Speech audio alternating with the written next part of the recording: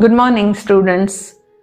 We have already covered root system, shoot system, and about the leaf in all flowering plants, which belongs to angiospermy. In today's session, though it is a small session, but it is very important. It is inflorescence. It is the typical arrangement of the flowers on a rachis or a peduncle. So, many flowers comprising a bunch, and this we call inflorescence. Now, peduncle is the axis of the stem on which these flowers develop. Based on the mode of development of the flowers, the inflorescence are classified into two types. When the peduncle grow continuously without terminating into flower, so naturally old flowers remain at the base of the peduncle and young flowers will grow towards the apex, but apex is continuously growing, so it is indefinite inflorescence or racemose inflorescence. So here old flowers will be at the base, young flowers are growing towards the apex. This is acropetal succession or acropetal arrangement of the flowers. If the peduncle growth is limited, it is terminated into the flower so that young flowers will grow below. This is definite type of inflorescence called as cymose inflorescence.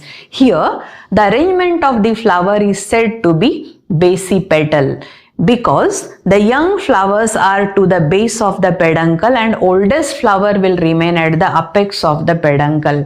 Peduncles are also called as rachis.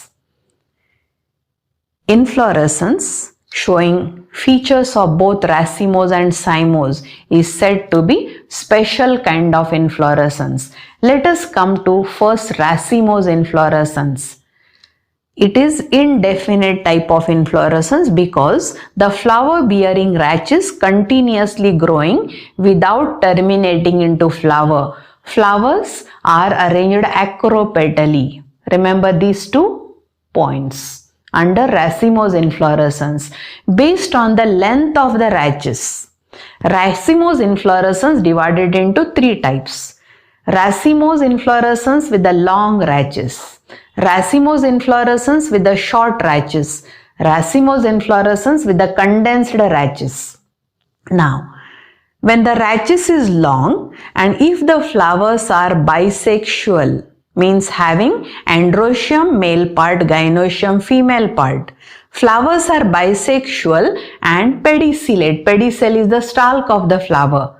So when the pedicellate bisexual flowers arranged acropetally on the long rachis, it is said to be raceme inflorescence. If the flowers are bisexual without pedicel, we call sessile. So bisexual sessile flowers arranged acropetally on the long rachis, it is said to be spike inflorescence. Raceme, spike. The difference is raceme with pedicellate flowers, spike with sessile flowers. The similarity, both are inflorescences having acropetal arrangement, flowers are bisexual and here the rachis bearing flower is long. Third type. All the flowers are sessile but they are unisexual. Either they are staminate flowers with androecium or they are pistillate flowers with gynoecium. Means the entire inflorescence is either with the male flowers or with the female flowers. This is called amentum or catkin. So under long rachis I told you 3 types: raceme, spike and catkin.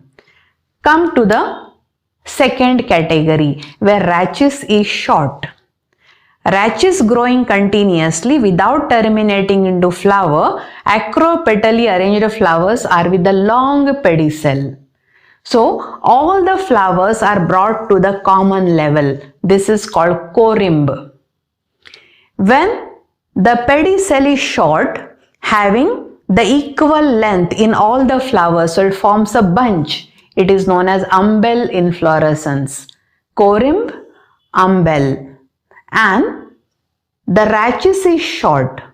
Female flowers are at the base of the rachis, which are old, and young male flowers are growing towards the apex.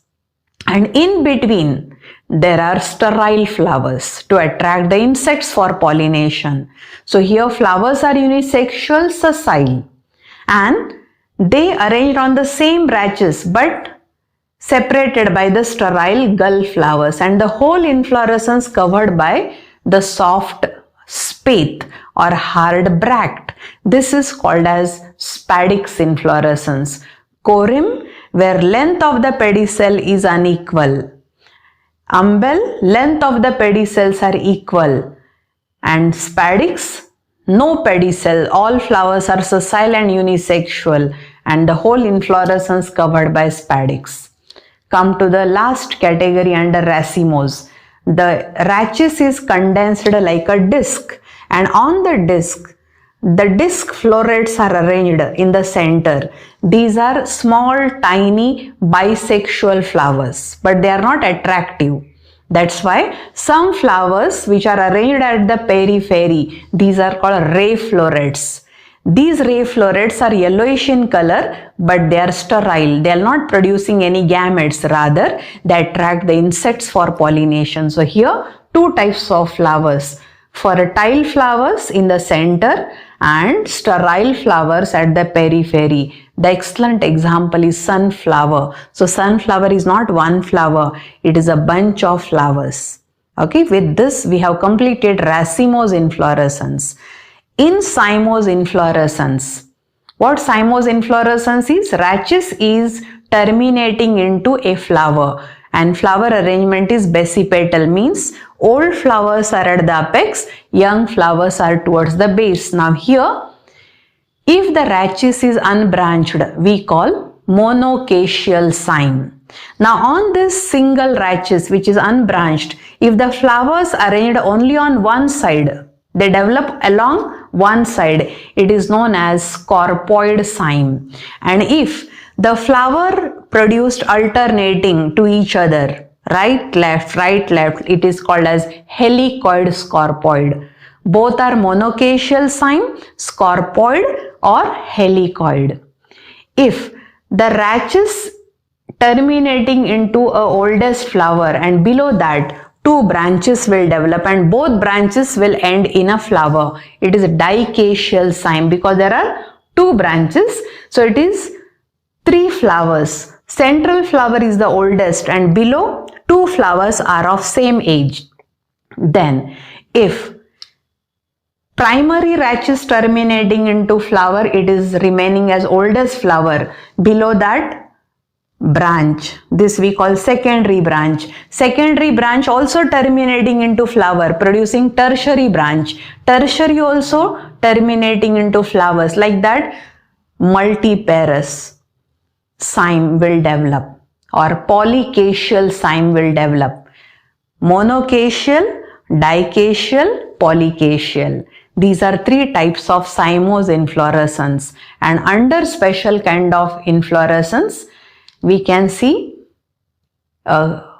verticillester or cyathium. Not necessary to remember all, but this is just a knowledge about the inflorescence. When we learn the taxonomy, some points you need to remember because that reference will come in that topic. With this, I will conclude today's session under the heading Inflorescence. Thank you very much.